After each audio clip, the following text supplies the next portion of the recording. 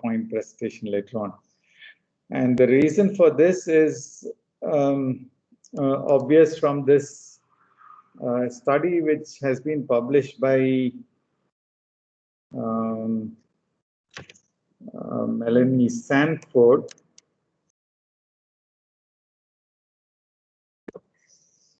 This is the person who has done the work. And this is a follow-up of the work which was done in 2005. This is a follow-up of the work done in 2005, when they concluded that a particular reductive elimination proceeded in a certain pathway, and then when they looked at it a little more closely, they found that the mechanism was in fact different, that they had hurriedly made a statement which maybe was not right. So that is the reason why I want to discuss this in detail, because this tells you the intricacies of the reaction. The story actually starts with a study in which a palladium complex, this is a palladium-2 complex, which catalyzes the oxidation of phenylpyridine with phenyl isoacetate,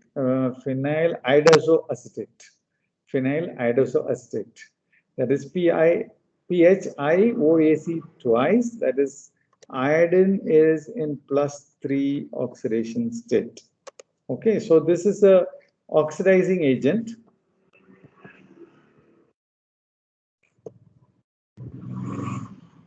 This is an oxidizing agent, and the group that is added on to the phenyl is through replacement of this hydrogen with this acetate group.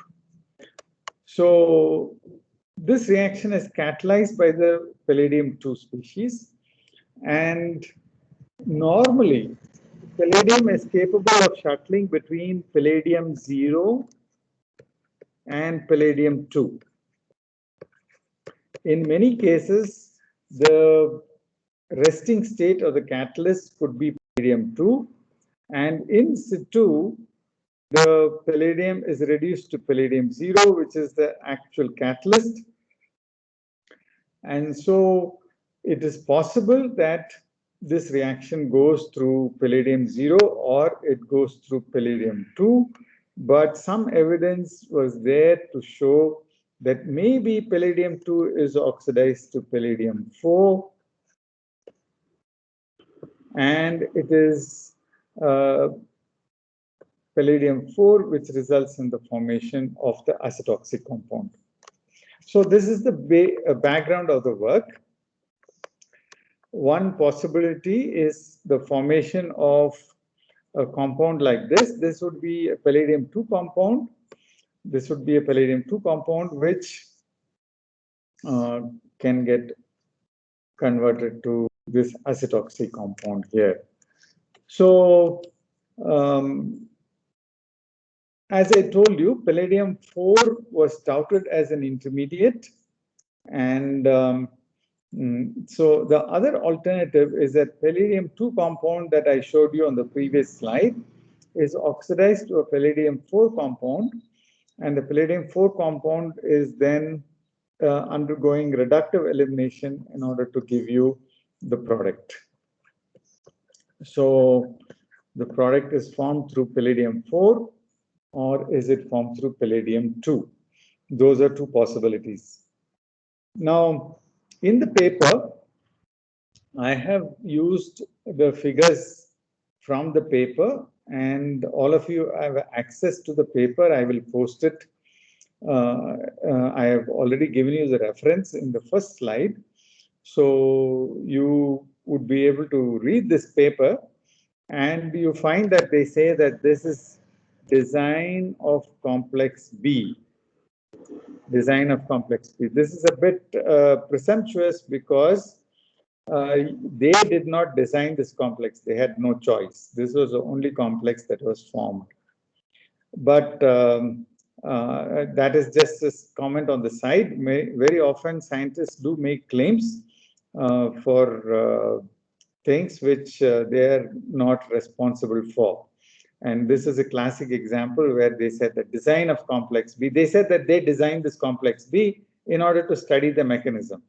The fact of the matter is, this is the only complex that is formed when you oxidize the bis phenylpyridine complex of palladium-2.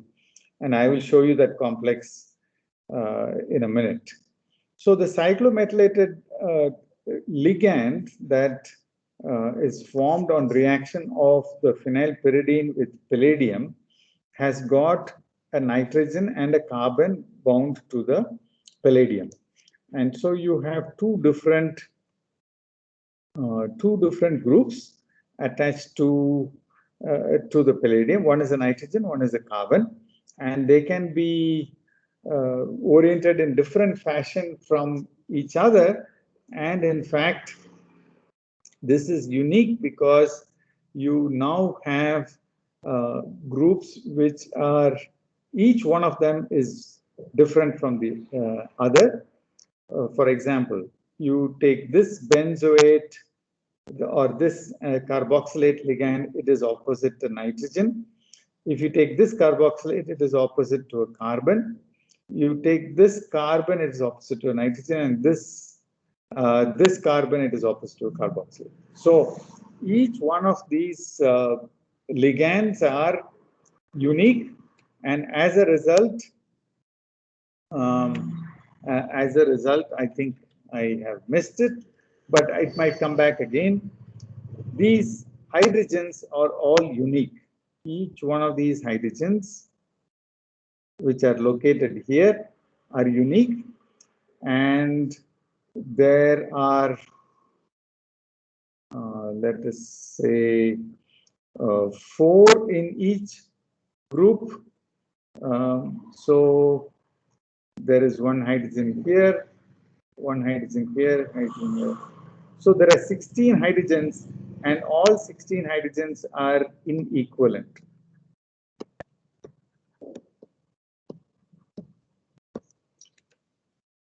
So what is the significance of that? The significance of that is that you can characterize this complex very nicely through NMR spectroscopy. And the way they made it was very simply by preparing this compound and oxidizing it with phenyl iodosoacetate, which leaves behind phenyliodine and the oxidized palladium-4 compound. This oxidized palladium-4 compound was formed in very good yield, and that's a big advantage. Like I said, availability of a compound is always a great advantage to any research. They characterized it completely. This is now showing you the orientation of the different ligands unambiguously, and you find that there are all the 16 hydrogens are inequivalent, as I showed you in the previous slide. This compound, when you heat it, it is stable at room temperature. That is another great advantage. This is stable at room temperature, amenable to characterization, complete characterization.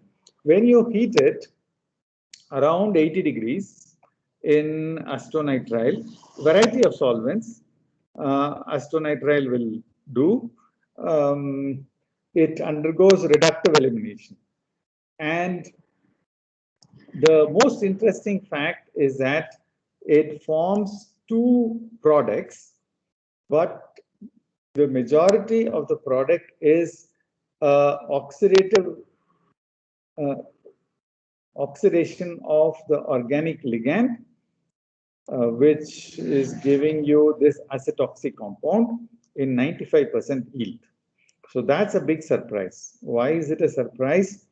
If you remember the cobalt chemistry that we discussed in the previous class, I told you that the very stable compound that is formed is as a result of methyl iodide oxidative addition. And then in the reductive elimination step, it is actually a CC elimination.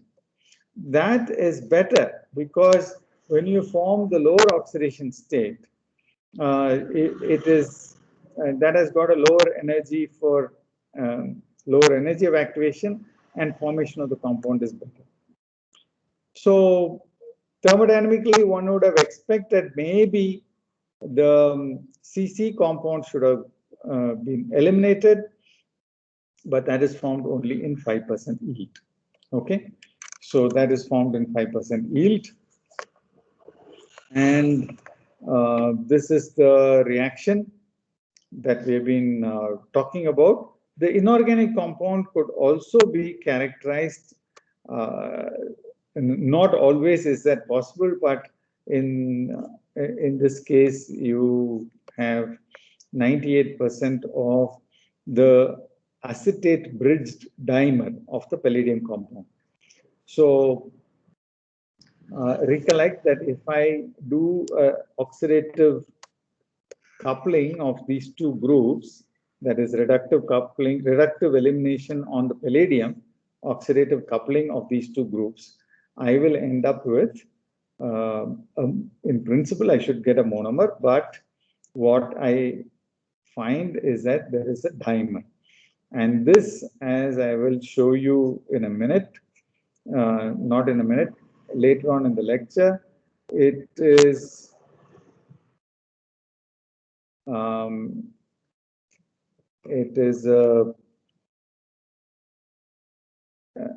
a system which allows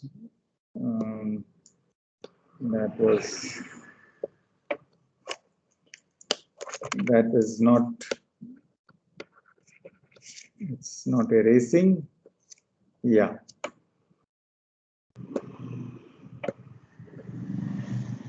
So these curved lines are OCH3, CCH3O. So this is the curved line that I'm drawing. And then there is, of course, NC. Okay, so that's the same ligand that is present.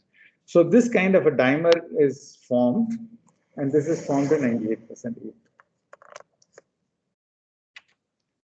Now, there are three possible ways by which this reductive elimination could have taken place. And if you remember the previous lecture and also my reference to older literature, which indicated that reductive elimination surprisingly involves dissociation.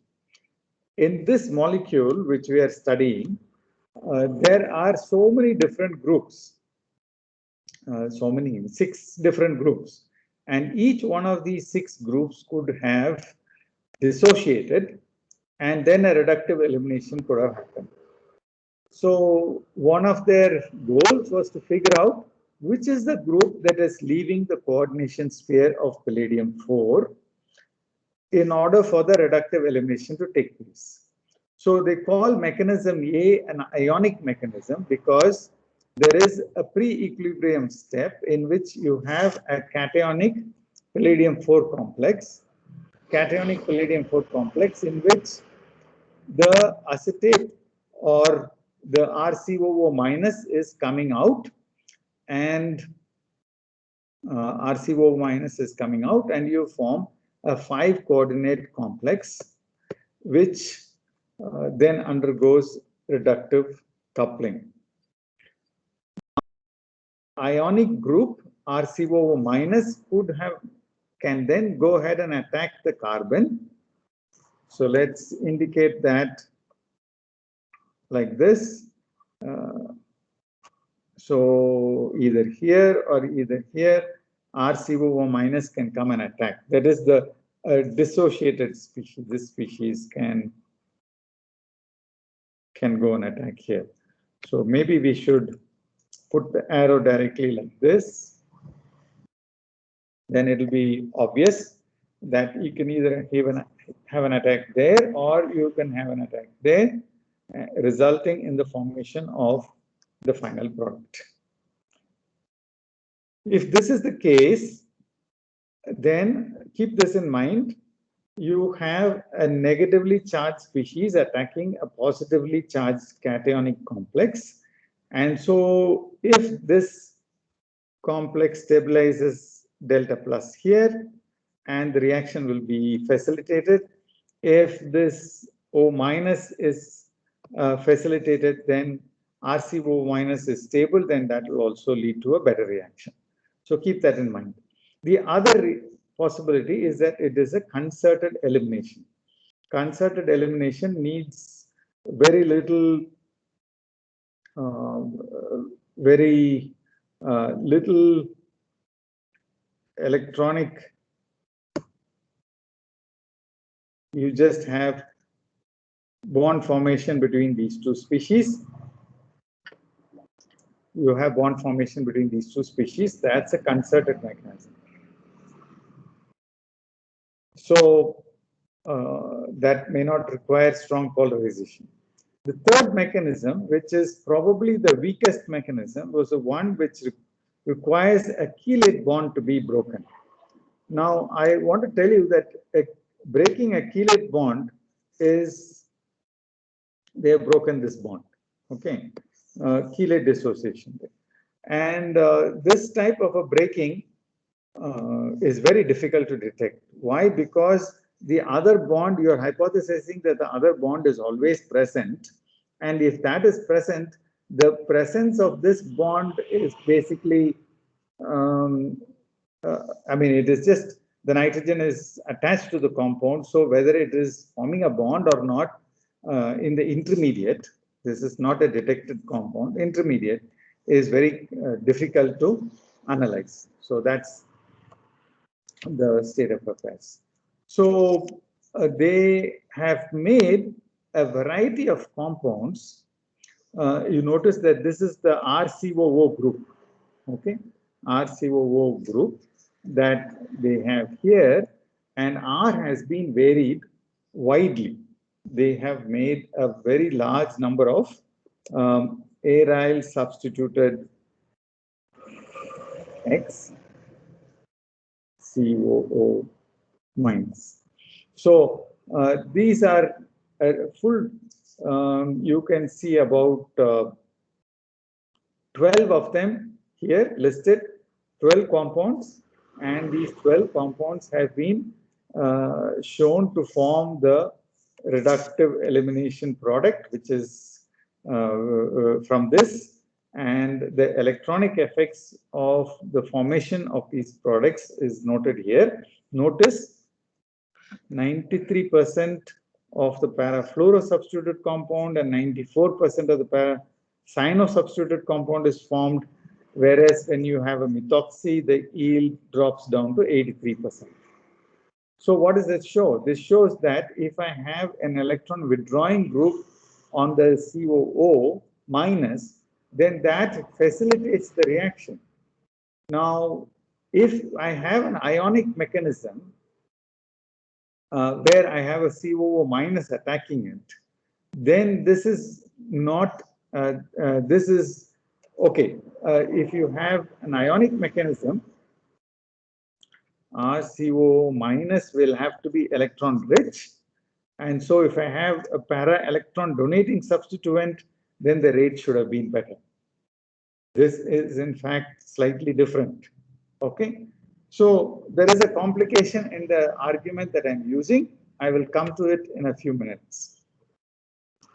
Now the question is, there are two OAR groups, okay? They have used both acetate and they have used OAR, which I just showed you in the previous slide. Here I have made the acetate compound and looked at the exchange with another OR group, RCOO minus group.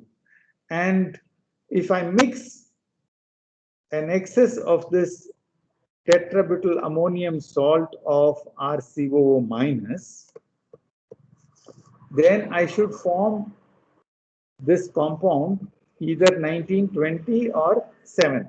That is substitution of both groups or substitution of one of these groups. And interestingly, they have independently synthesized each one of them, and they found that it is only this 19 which is formed, which means that the acetate group, which is trans to the carbon bond, aryl bond, this bond, that is the only one which is stable, and you have replacement of the one opposite the nitrogen, right? That's the only one which is, sorry, exactly the other way about. I'm sorry, I made a mistake. I have replaced this one. So only the one opposite the carbon is replaced. Okay. Only opposite the carbon is replaced.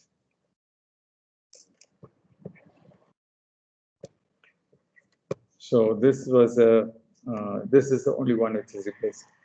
Now they took a lot of pains to figure out that it is only one and not two, and they also took a lot of pains to show that it is the one opposite the carbon bond. And they do that using labeled acetate, and you can check that in the manuscript. What they have noted is that you can do electrospray mass spectrometry to show that there is only one acetate which is being replaced in a very facile fashion, and they independently synthesized, like I said, they independently synthesized all of them and showed that it is only the acetate which is trans to the carbon phenyl group which is replaced. And they explained this using a trans influence. This is a trans influence. The carbon forms a nice sigma bond to the palladium, and this bond is so polarized that the acetate becomes weak.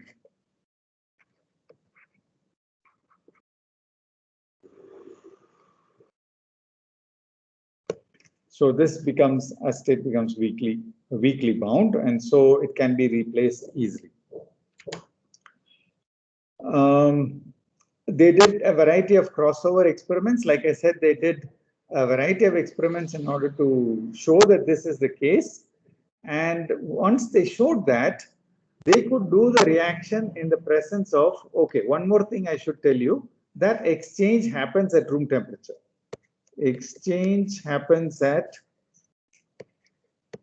room temperature. It is even happening at room temperature, whereas the reductive elimination happens only at 60 degrees or 80 degrees.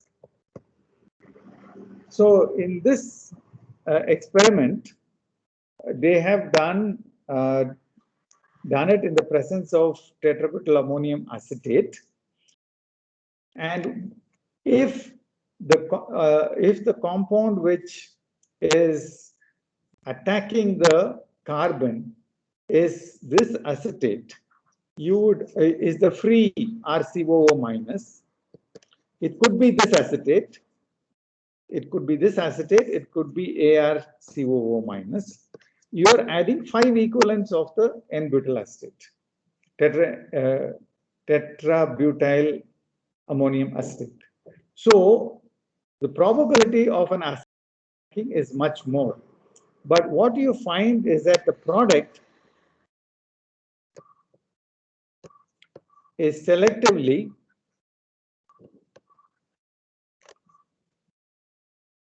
the bound acetate. Okay, so it is selectively the bound acetate which is being eliminated. So this is again a very strange but important observation. So This was what they obtained from the crossover experiments. Even if they did it with deuterium labeled stuff, they got only the D3 labeled acetate, because here you have both unlabeled acetate and labeled acetate, and the labeled acetate is there in the complex, unlabeled acetate is free in solution. But because this one is readily replaced, you would have ordinary OAC and the blue OAC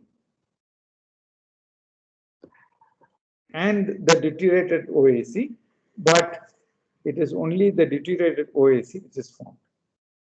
So you have to keep all these things in mind when you think of this reaction. And now let's proceed to the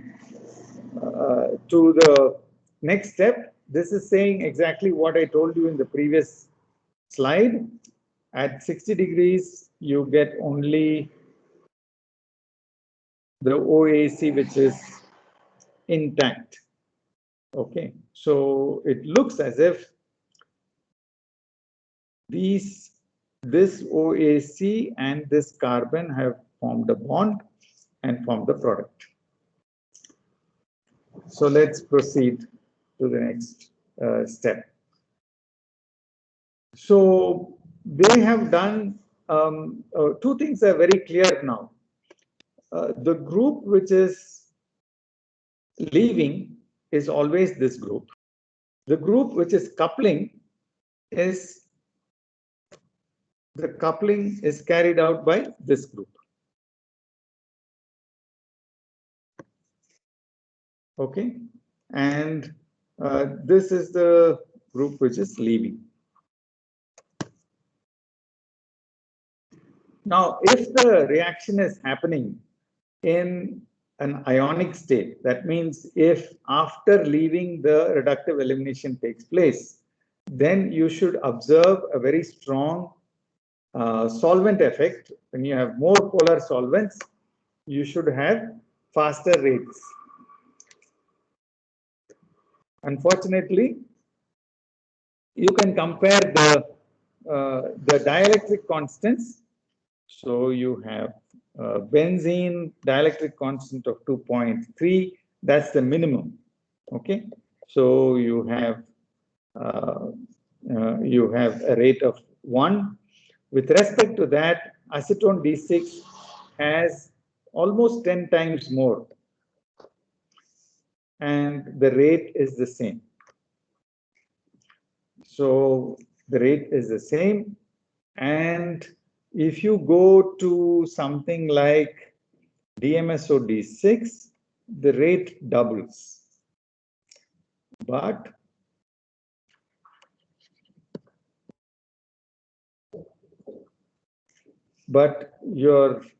it is insignificant compared to the rate, I mean, the way in which you have increased the dielectric constant. DMSO D6 has got about 15 times more dielectric constant compared to benzene D6, and your rate is only changing by a factor of 2. Even worse, if you come to, if you compare that and something with a lower dielectric constant, nitrobenzene, the rate is faster. So these are very confusing results.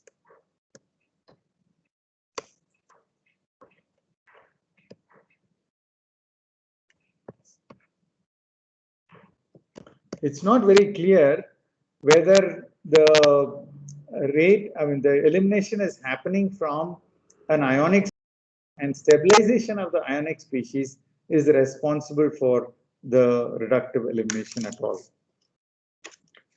Now I want to, the reaction even becomes even more complicated, so that's why I have kept the background in a different color, but follow it along. This much is very clear. You know that if you have an acetate group, then the acetate is coming in and going out even at very low temperatures, and that's what the slide tells you. This exchange happens at even low temperatures. And if you look at the solvent effect, you find that the same complicated solvent effect is present in this case also. There is no clear correlation between the rates of exchange and the dielectric constant. So here is acetone D6, the rate of exchange is taken as 1.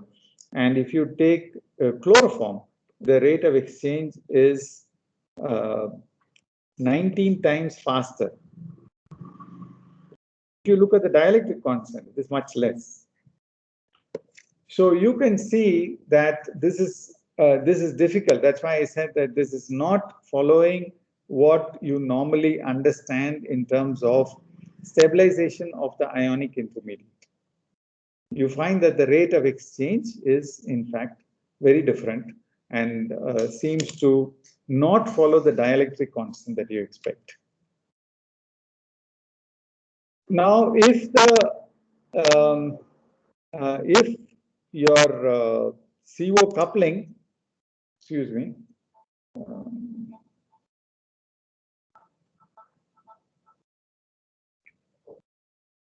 yes, yes, I'm in a class.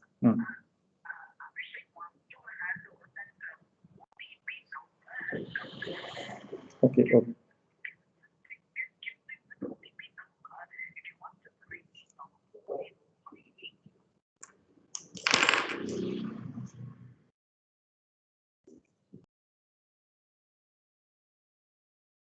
Apologies.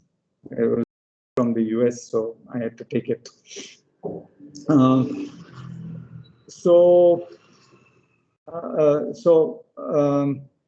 This is lost my track here. Yes. So if you do the reaction in the presence of acetic acid, how does it affect the rate of exchange and how does it affect the rate of coupling? If these two are interconnected, if the dissociation of the carboxylate group is linked to the CO coupling, then these two should be parallel. That seems to be true. Okay, so this is a positive result in the sense that it gives us some information that dissociation of COO minus is linked to reductive elimination. So these two factors seem to be related. That is undeniable now, because the same effect that you observe for the rate of exchange is observed for the reductive elimination. Similarly, they have tried two additives. One of them is acetic acid, and the other one is silver triflate. Now, silver triflate is a non-coordinating anion. OTF minus is a non-coordinating anion. And OAC is a coordinating anion. So what happens is when you add Ag plus, it will attract OAC very strongly. And so it will remove it from the coordination sphere of the metal. So palladium 4 carboxylate species, that is 7 will become the ionic species, and AgO2Cr will be formed. Okay, AgO2Cr will be formed, and this cationic species will be generated. And the same thing as far as the exchange goes, that is facilitated with the addition of AgOTF, and CO coupling is also facilitated. The rate enhancements and the exchange enhancement is not identical, but they are parallel. If you go to the previous slide, a similar effect is observed. When you add acetic acid, that will protonate the RCOO minus, and that will also enhance the exchange. And you find an enhanced exchange, you find an enhanced reductive coupling. So these two factors are undeniable. So it is undeniable that there is a dissociation. It's undeniable that the dissociation is linked to the reductive elimination, but nevertheless, the solvent effect is not matching with the reductive elimination being promoted through an ionic species. So let me now look at the elimination. I will, with a variety of substituents, this AR group has got a para substituent. You remember the Hammett equation.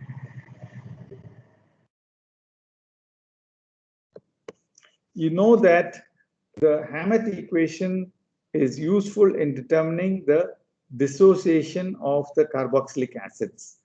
And because here also you have a dissociation of the carboxylate group, the Hammett parameter can be used to figure out whether that has got a relationship, and there is a relationship. What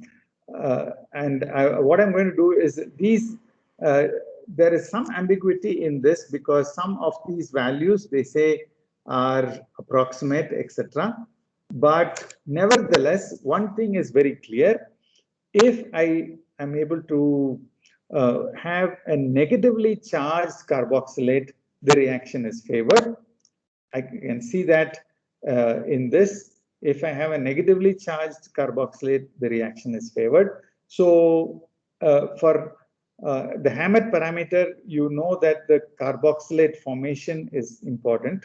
Here, the you find a negative correlation with this. So that tells you that if you have a negative charge on the carboxylate and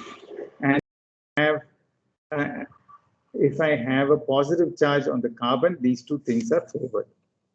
Let me show you. Sorry, this is okay. That there are two experiments they have done. One is to look at the negative charge on the RCOO minus. Another is to look at the positive charge on the carbon of the phenylpyridine. Both of them are matching. So it seems very clear that you need a negative charge and a positive charge on the carbon, which is undergoing the oxidative coupling. Now, what they found was that I told you in the beginning of this talk that most of the compound that is a CO coupling. Interestingly, if I have a benzoquinoline,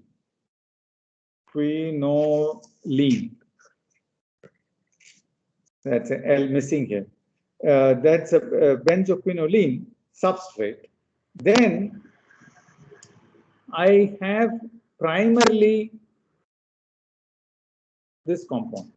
This is carbon-carbon coupling. Okay.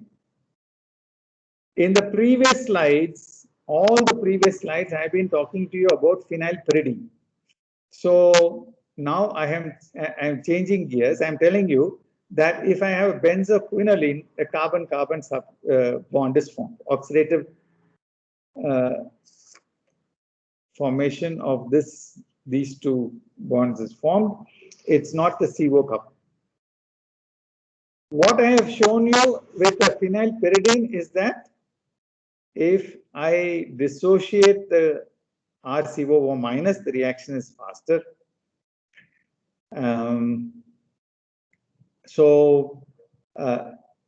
If I do the same thing here, where I am observing mostly the carbon-carbon bond coupling, what will happen? Although it's agreed that the substrate is different, without any additive, the product is actually different. But if I add silver triflate, I am promoting the formation of the cationic intermediate. Then lo and behold, the formation of CO coupling increases. If I add acetic acid, again CO coupling is increased. So this seems to suggest that the CC coupling is going through a different mechanism. It is going through a mechanism which does not involve dissociation of the carboxylate species. Okay, so this is something that they can tell from this study. They have done solvent effects here, and they find that that's the only product that is formed is in fact the only product that is formed is in fact the CC coupling product,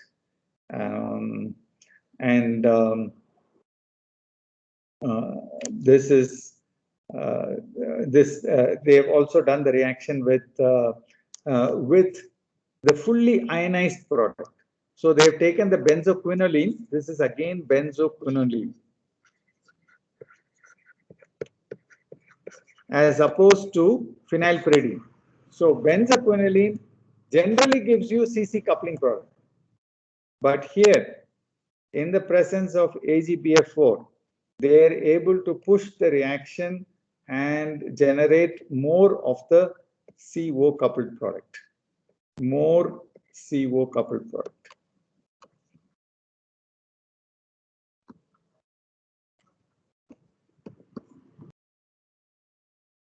So what they have clearly shown is that the CO coupled product is formed from an intermediate which involves the ionized species, and the CC coupled product is formed from the species which is not ionized. That is also not clear, not ambiguous. It's very clear. The only thing that they could not resolve was the solvent effect.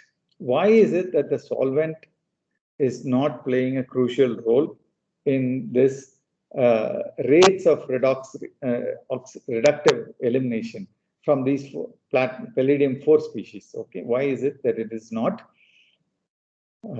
It's not following the expected trend. So this is what I was just telling you. You have CC coupling directly from the 6 coordinated intermediate. 6 coordinated complex, no intermediate here, complex. They say that is a concerted reductive elimination. Whereas if I have a CO coupling, then it is a positively charged species which is formed through ionization of one RCOO minus. It is the second RCOO minus that is forming the CO bond. It is the second one that is forming the COO bond. And that is also very clear. So this is a very complicated example where you have a strange set of observations, but at the same time, I feel that this is a very nice study because it allows you to understand how you can change the product ratios. Finally, they have concluded by saying that now we have understood the way in which CC coupling occurs and the way in which CO coupling occurs. Let's take phenylpyridine and see if we can push it to form the CC coupled product. That is the real challenge, because I told you in the beginning of the lecture that the CC coupled product is not formed in the case of phenylpyridine. And we know that if you have a large amount of the carboxylate anion, if I have a large amount of the carboxylate anion, then I can suppress the equilibrium which is existing between the ionized species and the palladium-4 unionized species. So if I force it to stay in the 6-coordinate form, then it will start forming the CC coupled product. And that is in fact what they observe. What they observe is that they force it to stay in the unionized form. They force it to stay in the unionized form, and sure enough, you get more and more of the CC coupled product. CC coupled product is formed. Okay. The great aspects of this paper is that it is thoroughly explored. Okay, it's a well-behaved system, that's for sure. It's well-behaved, or mostly well-behaved, I would say. They were able to characterize several intermediates. That's also a very good aspect of this paper. They have explored multiple options for proving the pathway. For example, they made each one of these compounds and showed that the correct compound has been formed. They have explored the ionization of one carboxylate and the coupling of the other carboxylate. These are things which one would normally not think about, but they have decided to thoroughly study this whole process. Okay, so I'm going to go to another system now, and I will post the full video little later, but I will just introduce it to you here and subsequently explain the full paper in another video. Okay, so this is palladium-3. This is palladium-3, and the palladium-3 study also came out in 2009. Remember that the previous study very clearly showed that palladium-0 can be involved.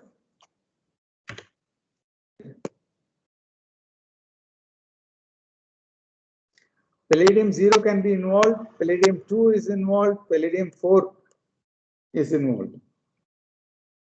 At the same year, Tobias Ritter from Harvard published a paper in which he showed that even palladium-3 can be involved.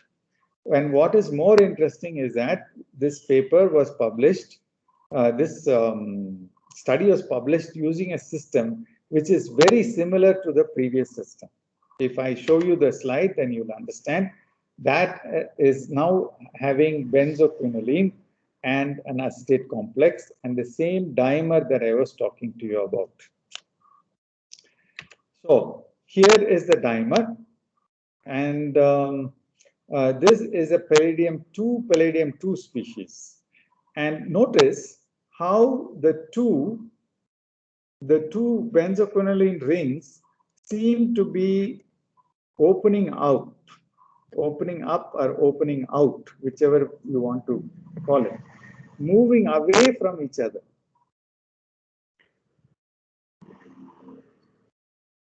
So they are bound with the acetate group, but they're moving away from each other. And that is because these two palladium centers are actually repelling. So can you explain why they are repelling?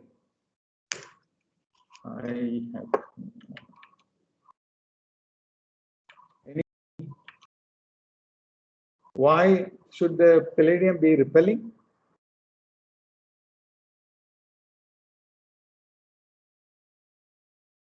Have I lost all of you? No noise? Okay. Excuse me, sir. Yes. Sir, maybe it is an electron-rich complex. That's why, the palladium center is electron-rich. So okay. It would. Okay. The reason why I asked this question is because we have studied in one of the previous classes that if I have a square planar complex and I have a palladium, 2 center, that is a D8 system. That's exactly like the cobalt system, iridium 1, for example. And then I said that D8 is the HOMO. D8 is the HOMO. So imagine a region of electron density here and an electron density here. You won't want to interact two filled shells will repel each other.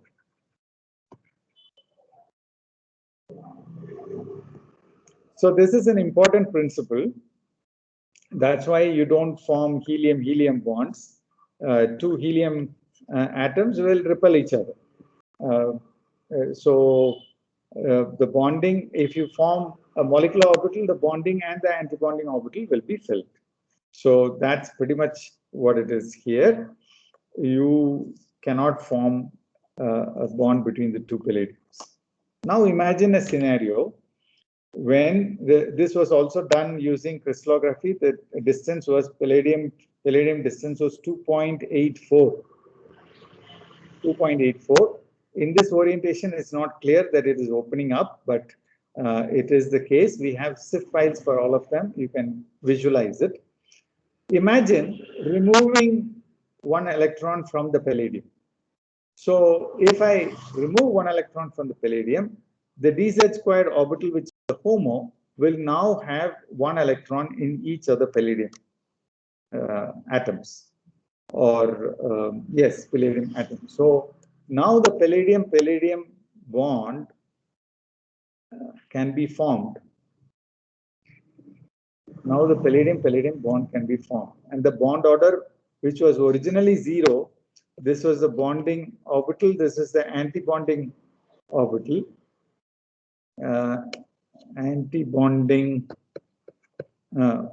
Orbital, and both of them had 2 electrons each.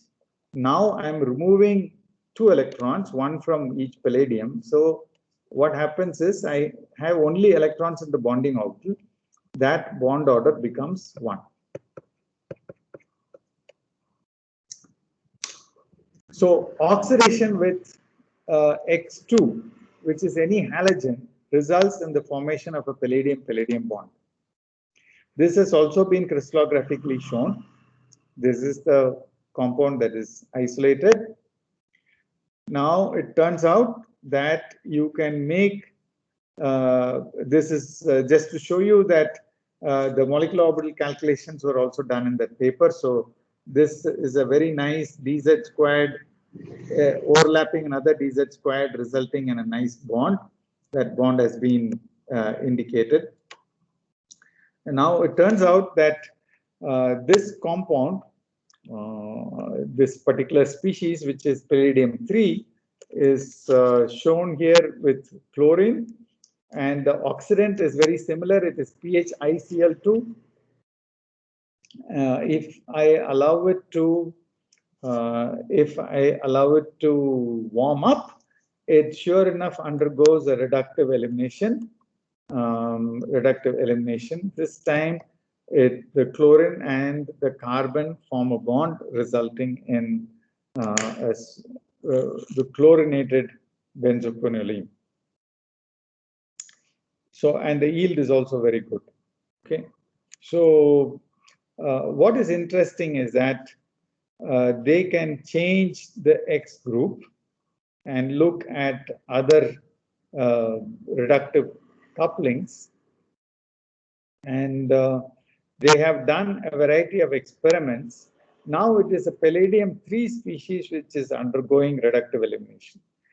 I told you in the previous case that they could characterize the inorganic species that was formed after the reductive elimination. In this case, they could not characterize the compound at all. They know that it is palladium-2 because if they add acetic acid, they form compound 2 again. They are able to regenerate the starting compound, which is the palladium-2 species. But they are not able to characterize the intermediate which is formed as a result of the reductive elimination. The organic compound they have formed, they have isolated and characterized very nicely. There is no problem. Otherwise, they just know that after the reductive elimination, it is palladium-2 which is formed.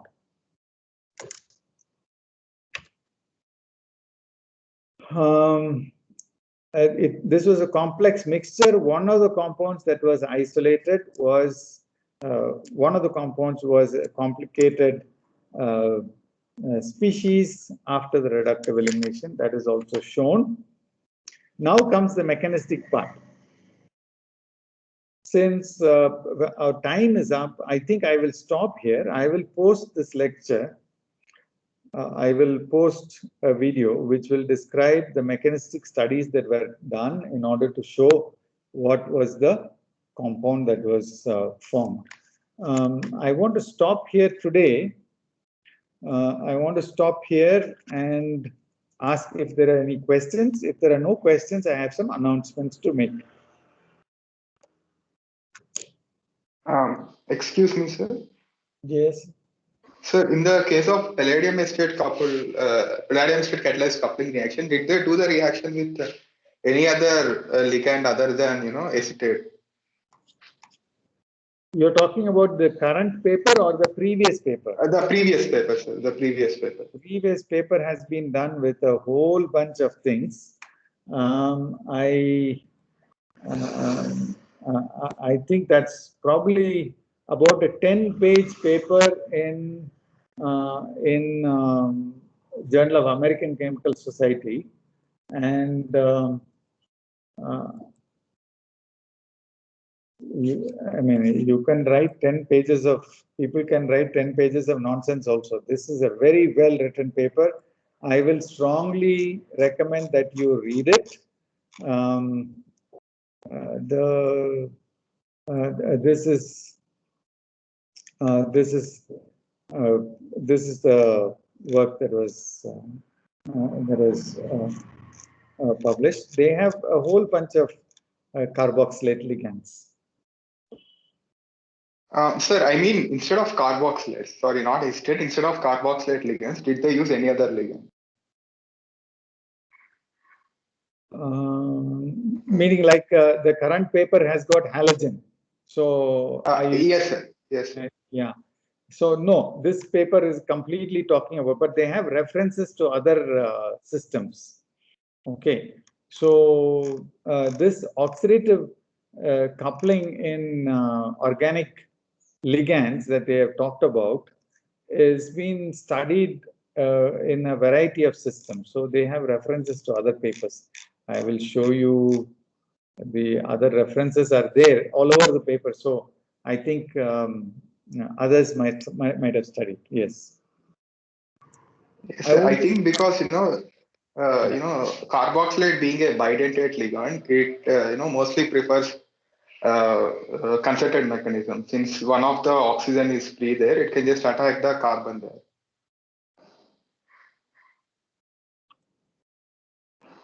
Yeah, since dissociation is being suppressed anyway to get the carbon-carbon coupled product. I think if there is any other ligand which is not bidentate instead of acetate, I think internal migration can be prevented. That's what I'm thinking. Yeah, the problem is the one that is coming out is not the one which is coupling. So I don't think simple as that.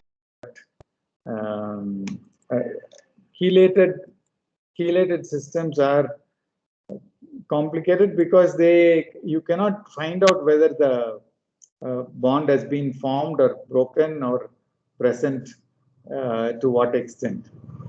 So agreed. Pankaj. So, in one of the slides, there were the solvent effects that was all the solvent iterated. Is there any specific reason to use that? Yeah, because they're following it by NMR. Okay.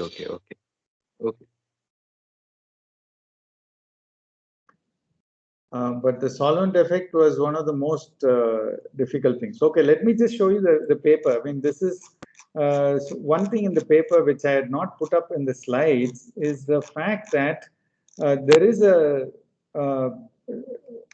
a way in which we can understand the complication in solvent effects. Okay, so imagine this. Let me just show you.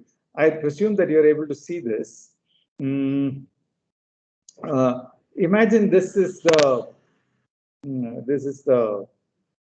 pre-equilibrium step that is involved before the reductive elimination takes place, right? So this is I don't know whether I can comment on that. It's the difficulty is with so this is the intermediate that I'm talking about.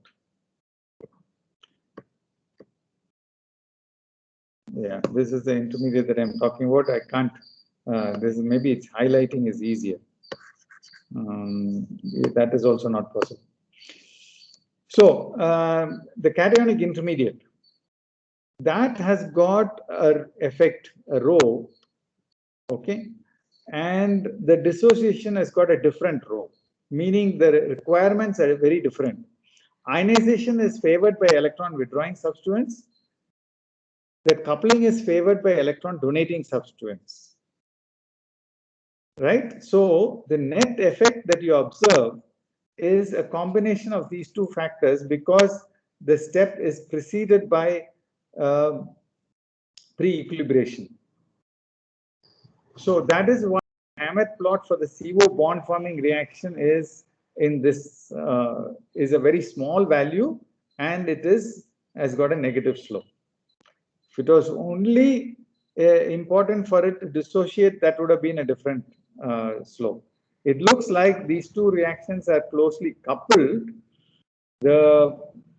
These two are one is a prerequisite for the other, and one has got different requirements from the other. That is the reason why it is having this complicated electronic effects that we observed. And also the solvent effect that was strange. What was mentioned by one of you, Anantu, earlier, was that if you have a carboxylate group, that's probably one reason why you have difficulty in if you have a monodentate ligand, reductive elimination would have been simpler. Maybe, but I think in this solvent effect also, you would have a simpler system if there was only one step which is involved. There are two steps which are involved, which seem to be making a big difference, and that's complicating the whole story.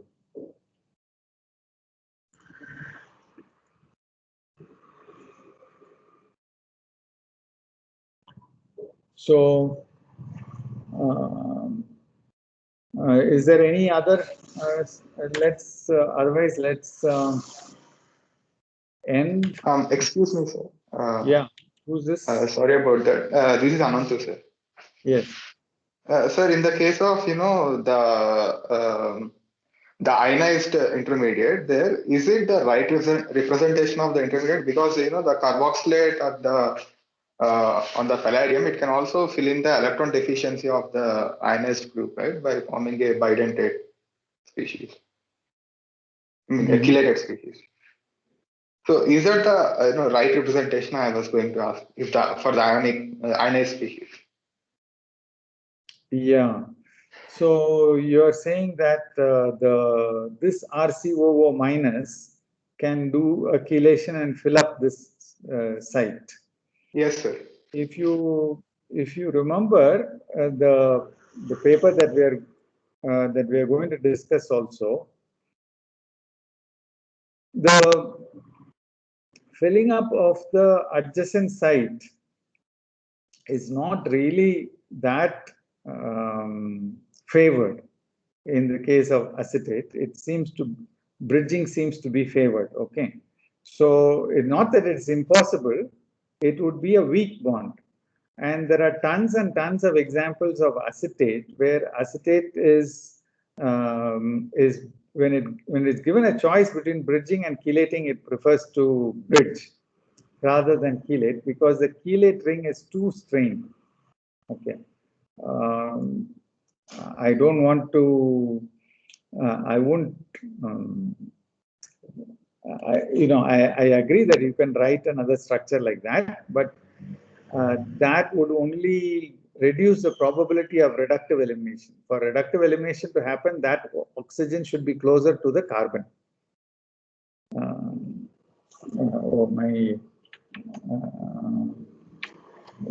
Yeah.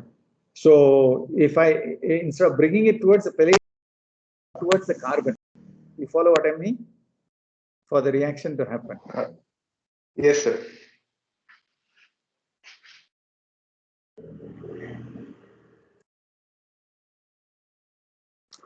Okay, so we will stop here. I will stop the recording.